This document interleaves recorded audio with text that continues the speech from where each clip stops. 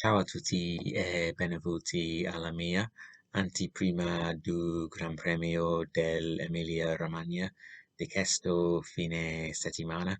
Hey everyone, hope you're all okay. So I'm looking ahead to this weekend's Emilia Romagna Grand Prix, the second Grand Prix of the 2021 Formula One season. And if the last race at Bahrain was anything to go by, then we really are in for a great season Formula One. So I just thought I'd kick off the preview today by kicking off with a little bit of Italian as I'm learning Italian.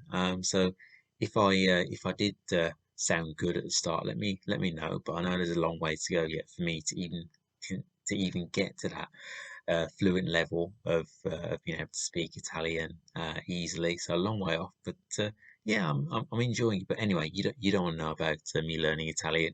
You want to hear my views on Formula One. So as I mentioned, if the Bahrain Grand Prix, the season opening Grand Prix, was anything to go by, if that's the standard of Grand Prix we're going to be having for the rest of the season, then I think we're going to be in for a memorable 2021 season. And I think as a neutral, seeing Max Verstappen, Red Bull, take the fight to Lewis and Mercedes, I think we definitely want to see more of that this season. And it was a great race, not just at the top end, but also in amongst the midfield as well. So yeah, I think it promises to be a really good season for Formula One for the fans as well. And fingers crossed, things do get better, and which means we'll get to see fans back at circuits. So yeah, really looking forward to seeing that. And obviously, not just with Formula One, but with any sport, it's just not the same without the fans. So as long as it's done safely and in the right way, obviously the sooner we can get, I think, fans back in those stadiums and at circuits as well, I think it'd be great for the sports, the Formula One drivers, also for the various sportsmen and sportswomen to thrive off the fans' energy. But like I say, providing it's safe to do so to bring back fans. So yeah, no, I think the Formula One drivers will love that when fans are allowed into the circuits. We're coming on to talk about the Emilia Romagna Grand Prix. So last year's race was actually quite eventful, particularly towards the end. And obviously, we saw Max Verstappen not finish that race, so he'll want to obviously finish the race this weekend. And talking of the Grand Prix, if the weather predictions are correct, then potentially we could be looking at a cold and also a wet race on Sunday. Now, me personally, I love wet races, and we saw last year with Turkish Grand Prix. If that's anything to go by, then I think Imola could perhaps bring one or two surprises. We saw at that Turkish Grand Prix last year, we saw Lance Stroll take pole, and he was doing a great job until he had issues. I think he had issues with his floor of his car, which meant he dropped back down the field on race day. But potentially, if it does rain, if it is a wet race and or even wet qualifying, then Lance could potentially be a driver to watch out for this weekend. As we know, he's a rain specialist, and we saw when he was at Williams putting that special lap in qualifying to put the car. I think he put the car on the front row. So yeah, he's one driver to watch out for if indeed the conditions are wet this weekend. But we know how good Lewis is in the wet as well. So no, don't count him out for race victory. Another race victory, which takes him closer to that 100 race wins in Formula One. And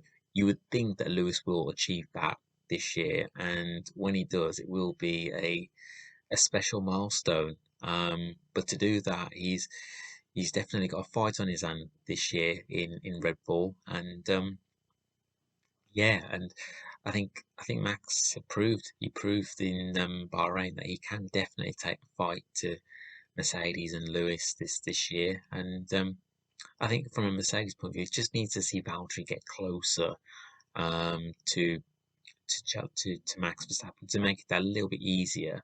Well, for Mercedes to be in a much stronger position. Unfortunately for Bottas, he did have that slow pit stop, which through no fault of his own. But without that, he actually would have been quite close to Verstappen. But yeah, I think Valtteri will definitely want to bounce back this weekend, and exactly the same for Sergio Perez as well. Drove a great race from back of the field to finish fifth. I think was a great recovery drive. But if he can put in a good qualifying session on Saturday, then who knows? He might be right up there and cause problems for Mercedes as well. So I think if you're in a Red Bull camp right now, I think you'd be pretty satisfied with the opening race. Obviously, gutting not to have won the race, but even so, a lot of positives to take from that race, both from Checo's camp, but also from Max's camp as well. So yeah, there's a lot of positive to be about at Red Bull.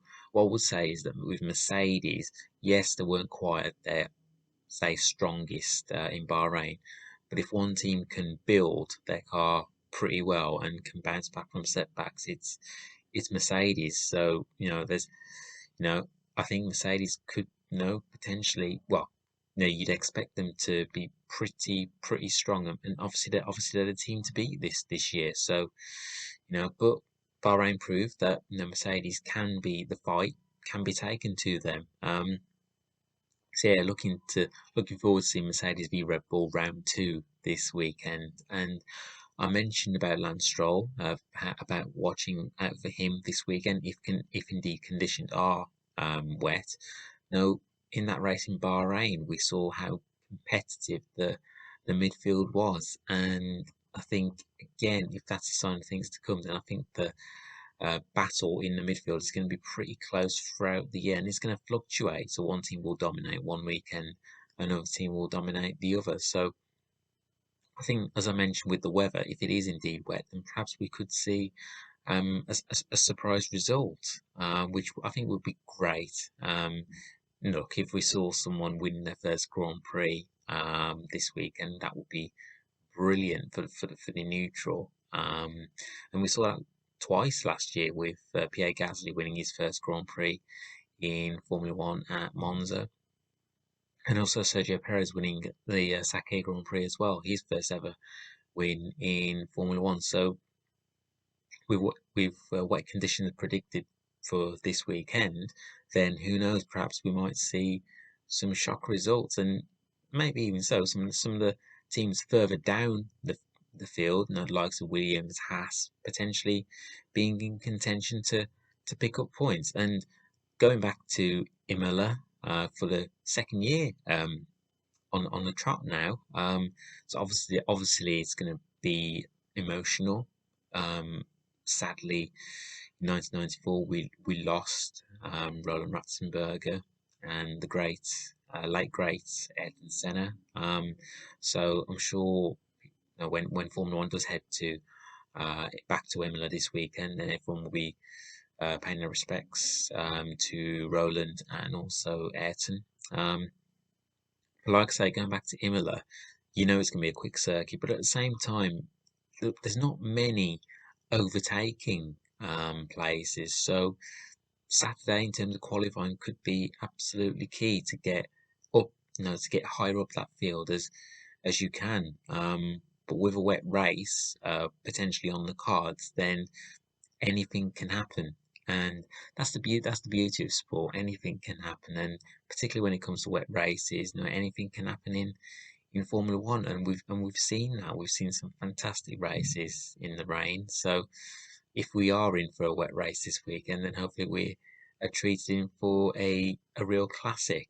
But yeah, I think that midfield battle is going to be very very close, and I wouldn't like to call who will come out on top this year. It was a good start for McLaren in Bahrain with Lando Norris finishing fourth and Dan Ricciardo finishing seventh. So a solid start to the season for McLaren, but expect the likes of Alpine, uh, Aston Martin, expect those to, and even AlphaTauri, expect them to have stronger weekends throughout the whole season, and expect at least, as I mentioned before, expect one midfield team to dominate one weekend, another midfield team to dominate another. So there will be those weekends, but as I've said, a good start to the season for McLaren. They'll be looking to build on that, and who knows, potential podium this weekend, I reckon.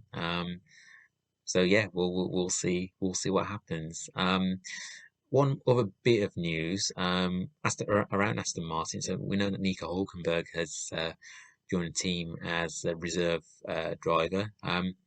Okay, look, it's not a full-time race seat for Nico, but he's still back in the Formula One game. So, if hopefully, fingers crossed, Sebastian Vettel and Lance Stroll don't test positive, or any of the drivers test positive for COVID-19. But if they were to, but if either Sebastian or Lance were, um, then they've got a really good replacement in Nico Hulkenberg. And we saw twice last year when Nico had to step in for when Checo tested positive for coronavirus. And we saw that Nico stepped in, did a very good job, and even picked up points on in the second race. So yeah, I think Nico Hulkenberg getting Aston Martin, getting him on board, I think is a good move. And who knows? No, now with Nico back in the paddock, then perhaps there might be one or two teams looking at him for 2022. So yeah, I'm really happy for Nico Hulkenberg, and there's just something about Hulkenberg in green, isn't there? The Hulk in green, it just makes sense, doesn't it? So yeah, like I said, great to see Nico Hulkenberg back in Formula One, albeit in a reserve driver role. But he proved last year that if someone does have to pull out of a Grand Prix, then he proves that he can do a job and step in. So yeah, good to see the Hulk back in Formula One, and we'll see whether he gets an opportunity to compete in some races this year. As I've already mentioned, so qualifying will be key, particularly if we are in for a wet race, and especially the fact that Imola, not many overtaking places. So I think Saturday could be a big day. The higher up you can qualify, the better your chances are of picking up a strong result. But in the rain, in the wet conditions, anything is possible. So yeah, that's me looking ahead to the Emilia Romagna Grand Prix this weekend. So yeah, really looking forward to it. Second race of the season, and bring it on. And Mercedes versus Red Bull round two. So hope you all enjoy the Emilia Romagna Grand Prix. And if you want to comment on my preview, then you can do so in my comments box. But also, you can follow me on social media. So I'm at Baggies20 on Twitter, and I'm also at Manish Patel 89 on Instagram. Enjoy the Emilia Romagna Grand Prix, and watch this space for when I do my review of what will be, fingers crossed, a classic Grand Prix. Take care, everyone, and arrivederci.